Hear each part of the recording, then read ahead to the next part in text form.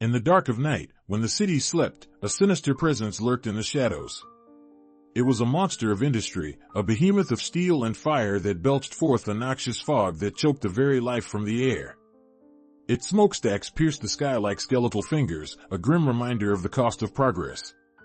But little did the world know, this industrial giant was hiding a deadly secret. Deep within its bowels, a team of brilliant engineers and scientists was secretly conjuring a force so devastating, so cataclysmic, that it would forever change the course of human history. They called it the Destroyer, a technological terror born from the very essence of smoke and fire. And as we delve into the depths of this secret, we'll uncover the shocking truth about a world where the boundaries between creation and destruction were blurred, and the consequences of ambition knew no bounds. Welcome to the story of the destroyer that turned its smokestacks into powerful weapons, a tale of innovation and obsession, of hubris and horror. In the darkest recesses of the Second World War, a revolution was brewing, one that would shatter the very fabric of modern warfare. It began in a world of smoke and steel, where the behemoths of industry belched fire and fury into the skies. The behemoths themselves, titans of industry, stood as sentinels of progress, their steel latticework and hissing pipes a testament to human ingenuity. But little did the world know, these very giants were about to unleash a terror beyond comprehension. In the heart of Germany, a team of brilliant engineers, driven by a singular vision, embarked on a perilous journey.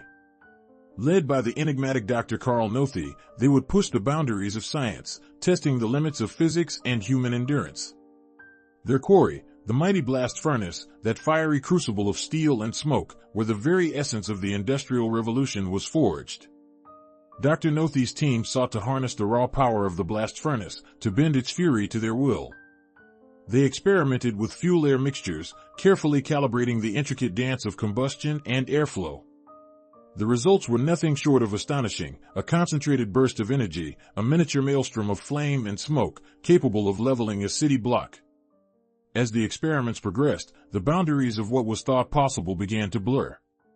The team's enthusiasm grew, fueled by the promise of a new and terrible power. They dubbed their creation the Wasserfall, a name that would become synonymous with terror and destruction. Little did they know, their creation would soon become the harbinger of a new era in warfare, an era that would leave the world forever changed. Deep within the heart of the German war machine, a secret cabal of engineers, scientists, and military strategists gathered in a dimly lit, smoke-filled room. Their mission, codenamed Operation Crossfire, was shrouded in mystery, even to those who dared to whisper its existence. It was here, in this clandestine gathering, that the seeds of deception were sown. Their objective, to harness the very essence of smoke and flames to conceal the devastating power of a behemoth of steel. They called it the Swarm, a German battleship unlike any other, a floating fortress with smokestacks that would soon become the instruments of a revolutionary new tactic. These unassuming, cylindrical structures, typically reserved for belching forth steam and exhaust, were about to be repurposed as mighty cannons, unleashing a maelstrom of chaos upon the unsuspecting enemy. The brainchild of brilliant engineer, Karl Knothe, this audacious plan would forever alter the face of naval warfare, plunging the world into a maelstrom of confusion and terror. As the smokestacks began to take shape, a sense of unease settled over the German war effort. The Allies, with their superior numbers and technological prowess, seemed an insurmountable foe. But the Swarm's designers were determined to level the playing field, to turn the very fabric of the battlefield against their adversaries. And so, in the dark recesses of a war-torn Germany, a sinister plan took hold, its smoke-filled smokestacks whispering a haunting promise: the enemy would soon be blinded by the very clouds they sought to hide behind. In the unforgiving waters of the Pacific, a behemoth was born, forged in the fiery crucible of war. The USS Iowa, a battleship of unyielding will, its steel heart beating with a purpose that would shake the very foundations of the world. The year was 1944, and the Allies were poised to unleash a maelstrom of steel upon the enemy's stronghold. But little did they know, the Iowa would soon find itself at the forefront of a revolution in naval warfare. As the Iowa and its sister ships, the USS Missouri and the USS New Jersey, set sail into the tempestuous waters of the Pacific, they carried with them a secret that would soon be unleashed upon the world like a stormy fury. Their maiden voyages, a series of clandestine experiments, would test not only the mettle of the ships, but the resolve of their crews. For in the holds of these mighty vessels, a new kind of warfare was being born, a warfare that would turn the very cannons that had once hurled shells into the enemy's heart into instruments of mass destruction. Their mission, cloaked in secrecy, would be a series of demonstrations, a proving ground for the most devastating of technologies. The world would soon be witness to the raw power of these floating citadels, their guns blazing with a fury that would shake the heavens. And so, the Iowa, the Missouri, and the New Jersey set sail into the unknown, their destiny inextricably linked to the fate of the world. For in the depths of their holds, a secret was waiting to be unleashed, a secret that would turn the very course of history on its head. In the unforgiving landscape of war, the line between triumph and disaster often rests on a single, pivotal moment. For the crew of the USS Bunker Hill, that moment would come on May 11, 1945, as they sailed through the skies of Okinawa. The Japanese Air Force had one final, desperate gamble left to play: unleash a maelstrom of kamikaze pilots upon the American fleet. The USS Bunker Hill, its guns blazing, was the very epicenter of this maelstrom. As the first wave of planes descended, a Mitsubishi Zero screamed towards its target, a direct hit that would send a fireball through the ship's deck. The USS Bunker Hill's crew scrambled to respond, but time seemed to warp and slow as the plane bore down on its prey. Then, in an instant, the world was reduced to chaos. The explosions ripped through the ship, setting off a devastating chain reaction that would leave in its wake a trail of destruction and death. But the USS Bunker Hill refused to yield. Its crew, battle-hardened and driven by a fierce determination, fought on against the odds. They battled to contain the inferno that threatened to engulf the ship, their every move a testament to their unyielding spirit. As the flames raged and the smoke billowed, the Bunker Hill's crew fought to keep their ship afloat, their actions a testament to the indomitable will of those who crewed the great warships of the Pacific. Yet, even in the midst of this apocalyptic landscape, there were moments of humanity that would forever be etched in the memories of those who survived. Amidst the chaos, a young seaman, William Hardesty, found himself trapped in the burning wreckage of the ship's engine room. As the flames closed in, Hardesty's cries for help were met with the sound of his comrades fighting to reach him, their voices muffled by the roar of the fire. And then, in a moment of sheer selflessness, a fellow sailor, Thomas Hudner, risked his own life to save Hardesty, fighting his way through the inferno to drag his comrade to safety.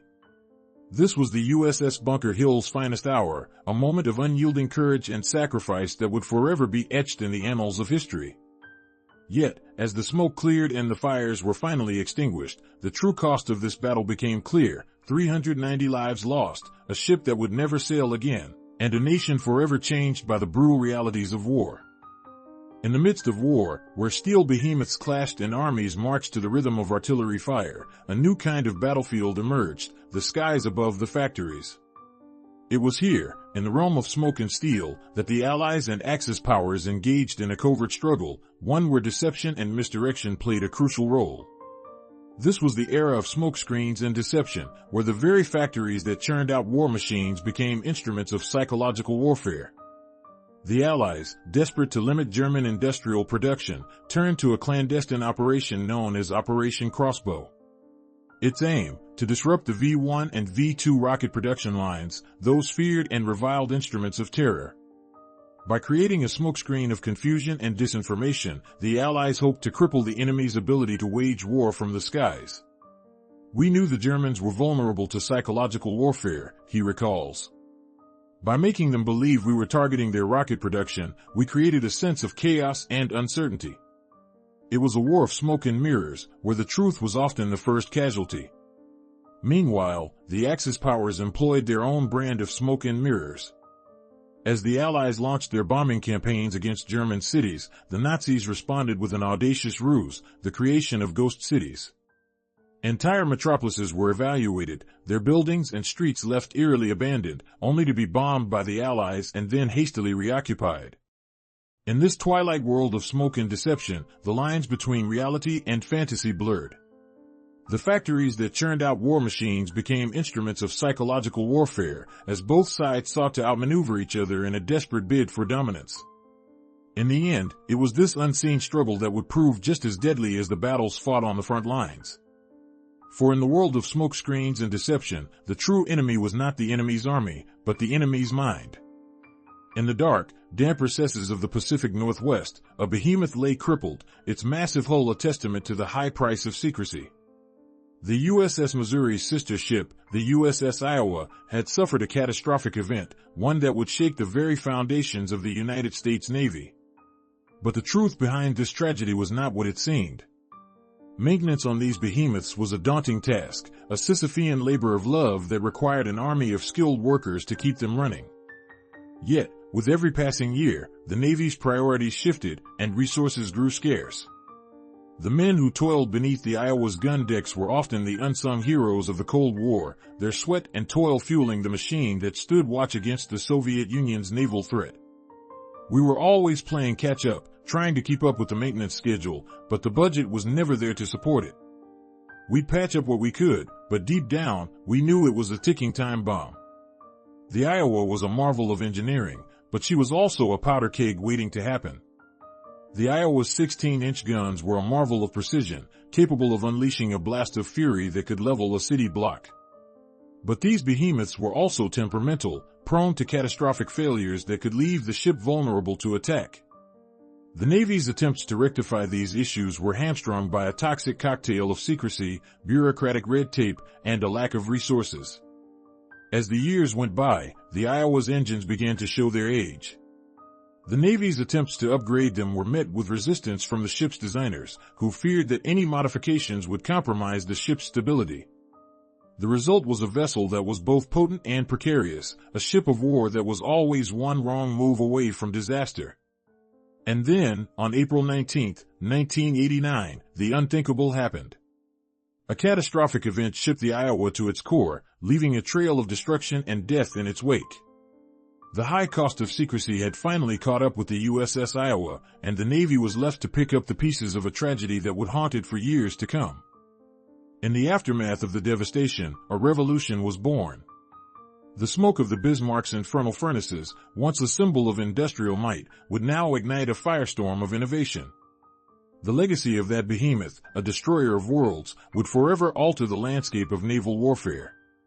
As the dust settled, strategists and engineers began to dissect the tactics that had brought the German battleship to its knees. They pored over the battle reports, scrutinizing every detail of the Bismarck's demise. The smoke that had billowed from its stacks, once a mere byproduct of its propulsion, now held the key to a new era of naval combat. The British, ever vigilant, were among the first to grasp the implications of this discovery. They realized that the very same technology that had powered the Bismarck's destruction could be harnessed to create a new generation of warships. The era of the conventional battleship was coming to an end, and in its place, a new behemoth was rising, one that would harness the fury of the smoke. The Americans, too, were quick